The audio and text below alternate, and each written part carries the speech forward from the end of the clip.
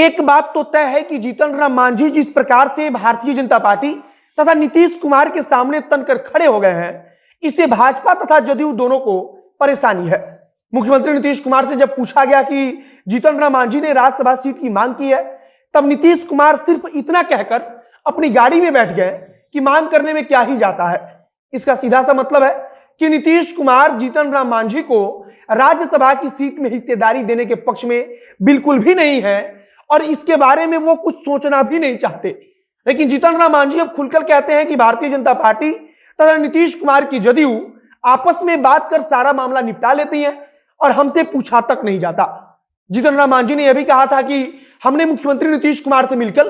कई दफा इस मांग को रखा है कि हमको एमएलसी के चुनाव में एक सीट भी नहीं दिया गया तथा अब राज्यसभा के चुनाव में हमको एक सीट चाहिए।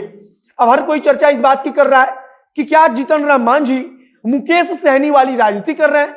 जीतन राम मांझी खुद सामने आकर कहते हैं कि एनडीए गठबंधन के अंदर उनसे कुछ पूछा तक नहीं जाता, लेकिन वे कहते हैं कि छोटे दल होने के नाते हमारी भी कुछ हैसियत है और अब ऐसा लगता है कि अपनी हैसियत बढ़ न पाने से जीतन राम मांझी बड़ी टेंशन में है।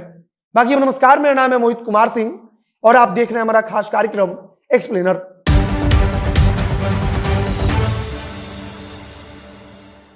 जीतन राम मांझी के इस बगावती सुर को लेकर जब नीतीश कुमार से सवाल पूछा गया,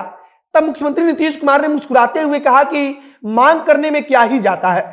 अब मुख्यमंत्री नीतीश कुमार का यह कहना अपने आप में महत्वपूर्ण है, क्योंकि अगर मुख्यमंत्री नीतीश कुमार ने यह भी कहा होता कि विचार किया जाएगा या जीतन राम मांझी से मिलकर बातचीत की जाएगी, मामले को सुलझा लिया जाएगा, तब एक अलग बात होती। लेकिन नीतीश कुमार ने सीधे तौर पर कहा कि मांग करने में क्या ही जाता है और इसके तुरंत बाद मुख्यमंत्री नीतीश कुमार अपनी गाड़ी में बैठकर वहां से चले जाते हैं तथा इस मामले पर आगे कुछ भी बोलने को वो तैयार नहीं हुए। इसका मतलब निकाला जा रहा है कि जीतन राम मांझी भले ही नीतीश कुमार के सामने जाकर बार बार कहते रहे हैं कि हमको राज्यसभा की एक सीट चाहिए, वे बताते रहे कि जब एमएलसी का चुनाव हुआ तब भी हमको एक भी सीट नहीं दिया गया, ना हमसे बातचीत की गई और अब राज्यसभा में भी हमसे बातचीत नहीं की जा रही है, ना हमको एक भी सीट दी जा रही है। लेकिन इतना सब कुछ कहने के बावजूद भी ऐसा लग रहा है कि नीतीश कुमार को इससे कोई फर्क नहीं पड़ता कि जीतन राम मांझी क्या सोचते हैं और वे क्या मांग करते हैं। जीतन राम मांझी तो बाकायदा अब पशुपति पारस का उदाहरण दे रहे हैं। वे कहते हैं कि पशुपति पारस की पार्टी तक को जो स्थानीय निकाय का चुनाव हुआ, एमएलसी का चुनाव, उसमें एक सीट दे दिया गया और बाकायदा पशुपति पारस के जो उम्मीदवार थे वो जीतकर भी विधान परिषद में पहुंच गए। लेकिन जीतन राम मांझी कहते हैं कि हमको समस्या यही है कि पशुपति पारस को एमएलसी चुनाव में एक सीट दिया गया, लेकिन हमसे बातचीत भी नहीं की गई। अब राज्यसभा का चुनाव आया तब शायद जीतन राम मांझी को उम्मीद थी कि भारतीय जनता पार्टी और जनता दल यूनाइटेड मिलकर बातचीत करेंगी और उम्मीद इसलिए भी होगी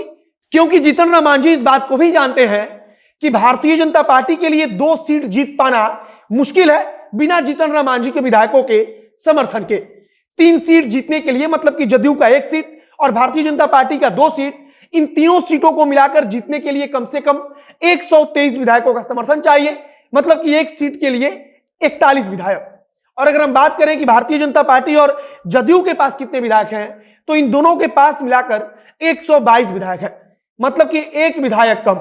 अगर जीतन राम मांझी की पार्टी यहां पर भारतीय जनता पार्टी का समर्थन नहीं करती है, तब भारतीय जनता पार्टी के लिए राज्यसभा का 1 सीट मुश्किल हो सकता है, वहां पर मामला फंस सकता है। और जीतन राम मांझी इस बात को भली भांति जानते हैं, इसीलिए वे कहते हैं कि कम से कम हमसे बातचीत की जाए, हमको बताया जाए कि क्या कुछ फैसला लिया जा रहा है और राज्यसभा की 1 सीट दी जाए। हालांकि जीतन राम मांझी यह भी कहते हैं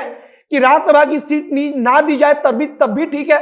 लेकिन कम से कम हमको एमएलसी के चुनाव में सीट दिया जाए। अब यहां पर मुकेश सहनी की सीट आने वाले कुछ वक्त में खाली हो रही है, जो कि भारतीय जनता पार्टी के कोटे से विधान परिषद में चुनकर गए थे और शायद जीतन राम मांझी सोच रहे हैं कि मुकेश सहनी अब तो एनडीए से अलग है, तब मुकेश सहनी की जो 1 सीट विधान परिषद की खाली होगी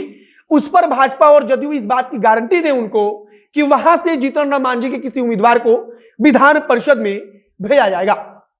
अब तक जीतन राम मांझी बार बार मीडिया के सामने आकर कह रहे हैं कि जदयू और भाजपा हमसे बातचीत नहीं करते, हम छोटे दल हैं, लेकिन हमारी भी अहमियत है गठबंधन के अंदर, लेकिन हमारी बात को सुना नहीं जाता, हमसे कुछ पूछा नहीं जाता, दोनों बड़े दल आपस में मिलकर ही फैसला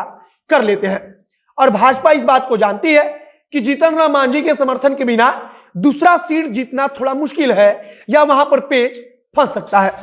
बाकी अब यह तो आने वाला वक्त बताएगा कि जीतन राम मांझी से क्या बातचीत भारतीय जनता पार्टी और जदयू की होती है, जिससे कि जीतन राम मांझी खुश होकर भारतीय जनता पार्टी का राज्यसभा के चुनाव में समर्थन करते हैं। लेकिन फिलहाल जीतन राम मांझी बगावती तेवर, बगावती सुर दिखा रहे हैं और बार बार कह रहे हैं कि भाजपा और जदयू हमसे बातचीत तक नहीं करती और हमको राज्यसभा का एक सीट चाहिए। बाकी आप क्या सोचते हैं कि जीतन राम मांझी क्या मुकेश सहनी वाली रास्ते पर है? और अगर मुकेश सहनी वाले रास्ते पर है तो क्या आगे आने वाले समय में उनका भी हश्र मुकेश सहनी जैसा ही होगा? उस पर आप क्या सोचते हैं कमेंट बॉक्स में लिखकर बताइएगा। वीडियो शेयर कीजिएगा। अगर फेसबुक पर देख रहे हैं तो पेज को लाइक कर लीजिए और अगर यूट्यूब पर देख रहे हैं तो चैनल को भी सब्सक्राइब कीजिए। मिलते हैं फिर बहुत जल्द अगली वीडियो में। कैमरे के पीछे खड़े ओम प्रकाश और मैं मोहित कुमार सिंह। बहुत बहुत धन्यवाद।